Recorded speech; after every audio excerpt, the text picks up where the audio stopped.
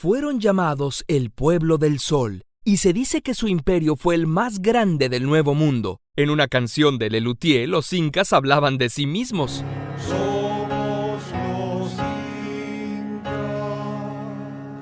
Somos los incas, un pueblo incansable.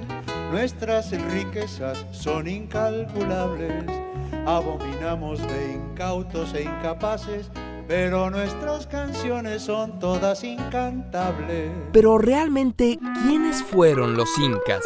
Cuando se encontraron con los españoles, a pesar de ser una civilización joven que inició su expansión en 1438, el imperio tenía 12 millones de habitantes y cubría casi 2 millones de kilómetros cuadrados, incluyendo territorios de lo que ahora son Perú, Ecuador, Bolivia, Chile y Argentina. No tenían el concepto de imperio y le llamaban a su estado Tahuantinsuyo, las 4 regiones. La capital era Cusco y su gobernante era llamado el Inca, a quien se consideraba descendiente directo de Inti, dios del sol. La leyenda cuenta que el sol mismo mandó a su hijo Sapa Inca y a su esposa a fundar Cusco. Eran un pueblo muy organizado. Del Inca dependían los sacerdotes y los gobernantes de cada región. Había una clase noble y la mayor parte del pueblo estaba formada por grupos de familias llamados Ayllu, que tenían bajo su custodia extensiones de tierra y oficios especializados. Se sabe que los productos del trabajo se entregaban al gobierno, quien después los repartía a todo el pueblo. Por eso, aunque los nobles vivían con más lujos, en el imperio no existía el comercio,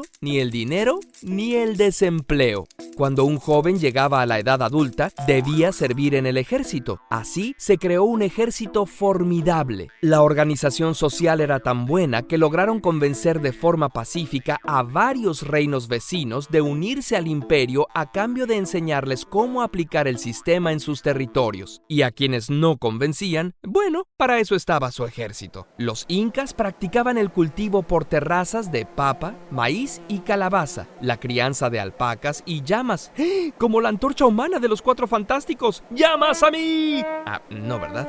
Y aunque no trabajaban ni el acero ni el hierro, eran expertos en los textiles que usaban para tejer ropa, armaduras, barcas y cuentas. El oro lo usaban para adornar sus templos y realizar maravillosas artesanías. Lástima que los españoles fundieran muchos de estos trabajos para hacer monedas. Para los incas, la muerte no era más que un pasaje a la siguiente vida, en la que todos aquellos que se adhirieran al código moral inca, no robes, no mientas y no seas flojo, llegarían a vivir en un paraíso bajo el calor del sol. Conservaban las momias de sus gobernantes fallecidos y sus sucesores les tenían gran respeto y hasta les pedían consejo.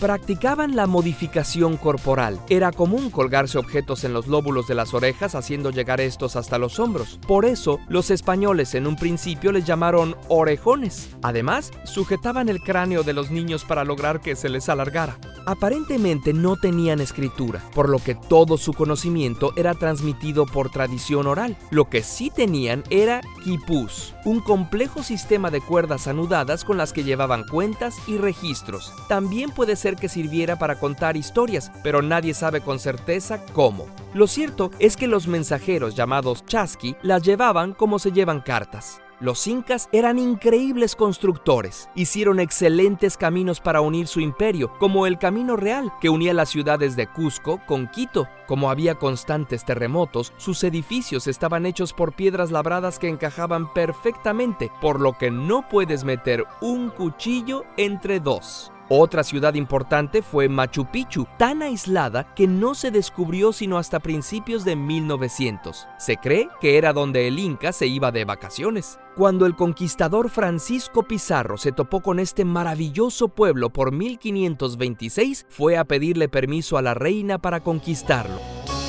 Y vive, pompa y boato, como non bien cortes nuestras, sacerdotes, oficiantes, nobles jefes, consejeros. Y vide 3000 guerreros que de poder daban muestra, esclavos y servidores.